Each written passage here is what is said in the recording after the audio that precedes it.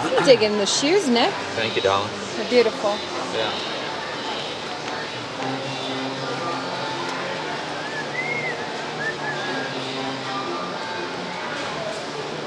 Oh my Peter? God.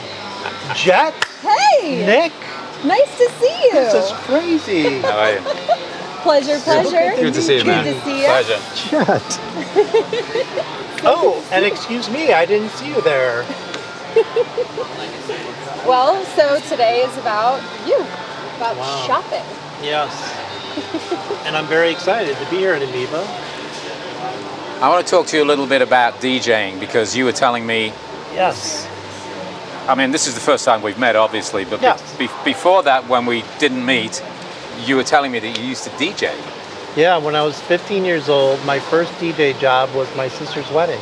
Right. She was going to pay like a few $100s for a DJ. And I was like, what the heck? And so like I DJed with just like my 45s? Yeah, 45. I had some albums, mostly 45. Yeah. And it was just like, I think it was like a Sears Kenmore record player, but I did have to rent loudspeakers. But then after that, I just kept doing it, like school dances, other weddings. And then when I got to community college, I DJed at that radio station. And then when I got to four-year college, my junior year, I DJed at their radio station. Right. That's so cool. And then I moved out here in 91, kept doing some parties and weddings, And then you got a real job. and then I got a real job. I know, unlike us folk. That's so cool. So today we're gonna roll around, Yep. and what are we gonna buy? Are we buying vinyl? Yeah, here's where I think I'm at. When I was a kid, I started with vinyl. The first album I ever bought was Steve Martin, A Wild and Crazy Guy. Okay. The second album was Foreigner with Double Vision. The third album was Supertramp, Breakfast in America. Okay. And my fourth album was Pink Floyd, The Wall. So my first album was the first album I bought myself. So I had a couple of Beatles records that my mom got me, but the first record I bought myself was Deep Purple, Machine Head. And then I traded it for, I don't know if I get this in the right order or not, but I traded it for the first Black Sabbath album. Wow. I Am From Birmingham. Yeah, you got to do it. And then I traded that for Slade, Alive. I love how you kept trading. Trading. Yep. I didn't have any money, so you played the record for a while and then swapped it for something. Wow. You know, until I sold all my toy cars. Did you actually play the record and then get a cassette player and record the record playing? to Well, save it? I have to be honest with you. Cassettes came out a couple of years later. Okay. That's how old I am. Wow, that's so funny that So, you kept trading albums. I love that. Yeah. And then obviously I think I got a cassette player maybe when I was 14 or 15 and then started taping things. But yeah, it was a lot of trading at the beginning. So those were the first 3 or 4 records I had. Amazing. But you lost all your vinyl in a flood. So I went from vinyl to cassettes, but then back to vinyl when I really started DJing. Right. And I had about 1,500 albums. And not to play a sad violin, but when I was 19 years old, I dove into a lake, broke my spinal cord. That's how I'm in the wheelchair. But that year that I was kind of in the hospital and rehab, a friend stored my 1,500 albums in his basement. And his basement flooded. And we lost them all. And then after that was like, 89, 90, I started buying CDs.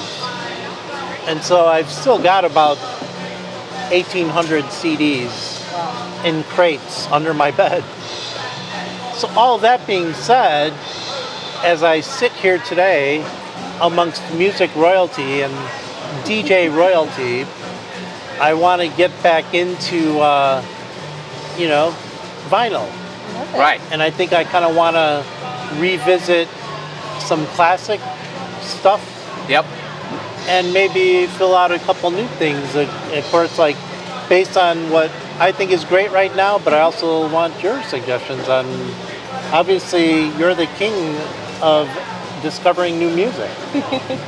Back to like what, New York? You had your first radio show in America? Woodstock, New York. Yeah. Yep. Yeah. Woodstock. All right, so we should. And really quick, Jet, what was the first stuff you ever bought? First music? Well, vinyl was I not like big that he's again running yet the when I show was now. buying my own music finally, but when I did come up with my own taste in music outside of what my parents had taught me, because luckily my dad, being my best friend, introduced me to amazing music, Black Sabbath, Deep Purple, all of those, and we would jam together. That was kind of our I like thing. the way she's saying my dad introduced me to that Yeah. stuff. Well, because, you know, It's all right. I can't count It's all it as good. my own finding, all but when I good, was in 90s middle kid. school, that's usually when you develop your own taste. And so the first album that I bought was actually Hybrid Theory from Linkin Park. Wow, interesting. That was the first one that I bought. I don't know. I want to say sorry, but You know what? It was my first foray into that, and then I had a whole Evanescence period and the Misfits, Dead Kennedys. I grew up on that, the Casualties. Wow, So cool. it was kind of a very punk rock era for me. That was my first foray into my own musical taste, and that's always been there. The I punk can't rock believe aspect, and how metal. much vinyl Oh, there there's is. so much vinyl. I know, it's crazy. Incredible. It's really amazing. So Absolutely incredible. we should roll around and Yeah. see what we Yeah. can find. Let's see Yeah. what we can Yeah. get you today. I think that my first stop is going to be my favorite 80s band from England Ooh. that never made it huge here, Prefab Sprout.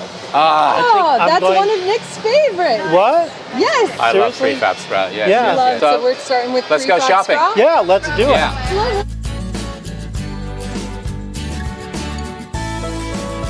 Oh my God, Portishead, what's going on? Okay, I might have to revisit as this well. end stand. Wow, kidding.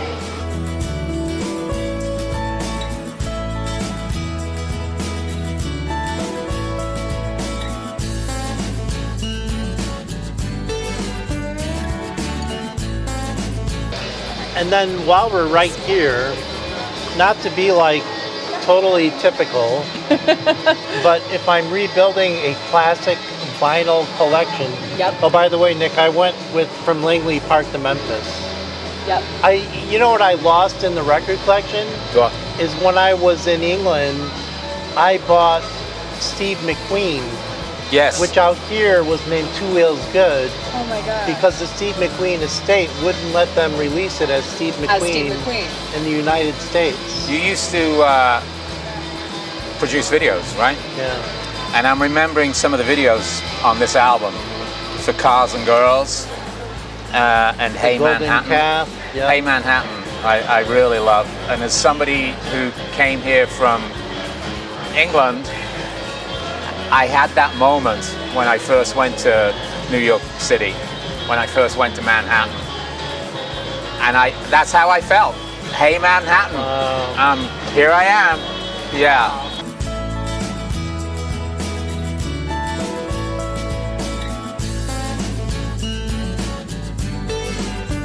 All right, so we've done the shopping, Yes.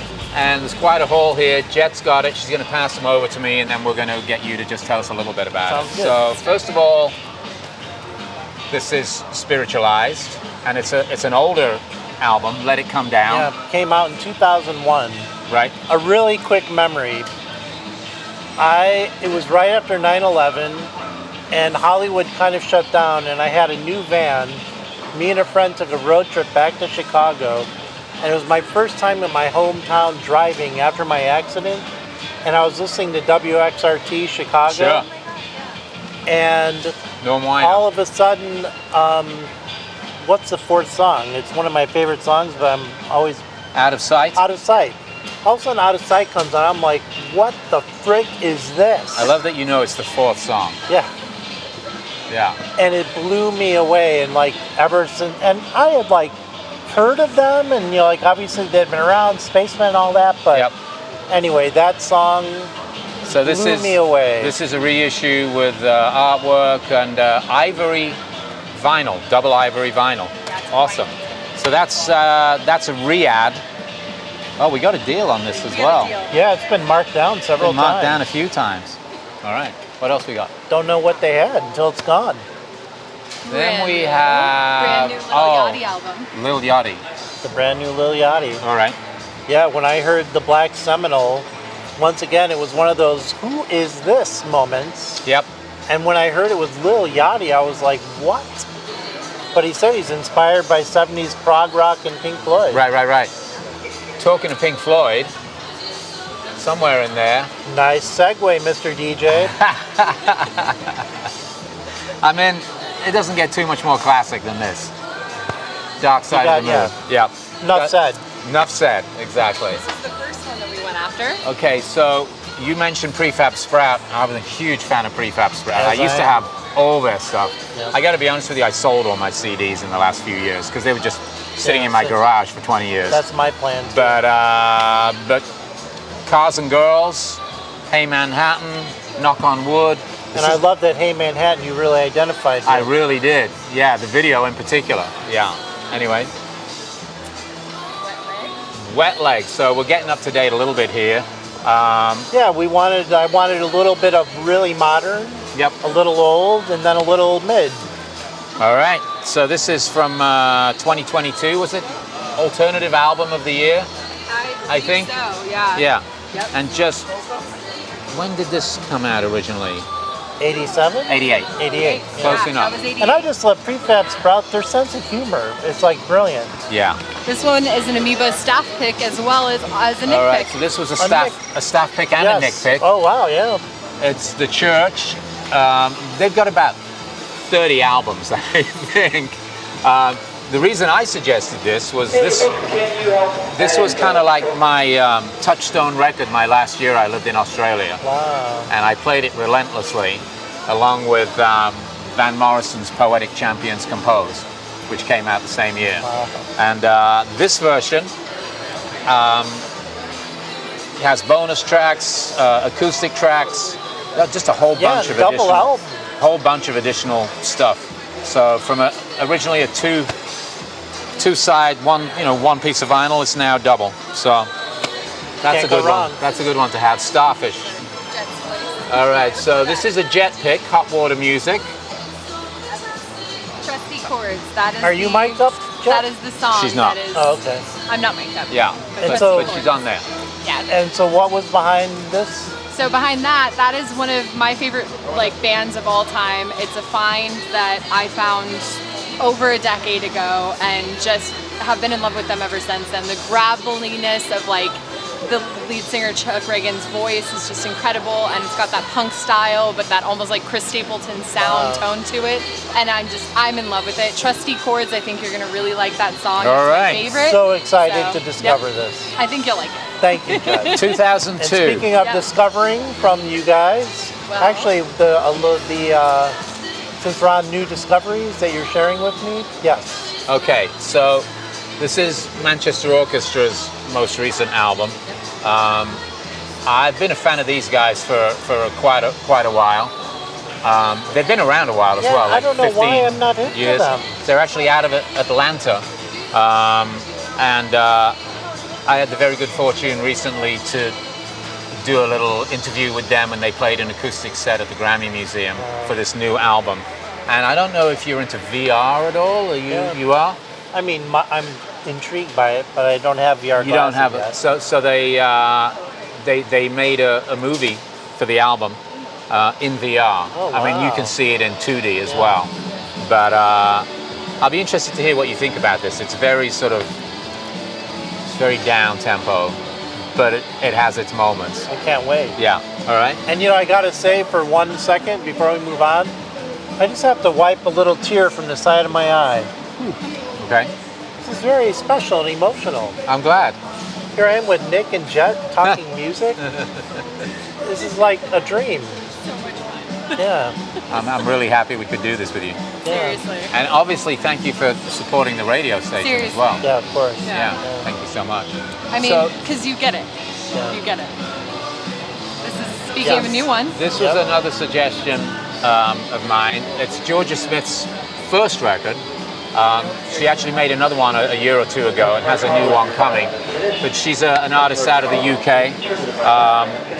And I guess you would sort of put her in the neo-soul category if you have to put people in categories. Yeah. Although she does have a little hip-hop in her back pocket as well.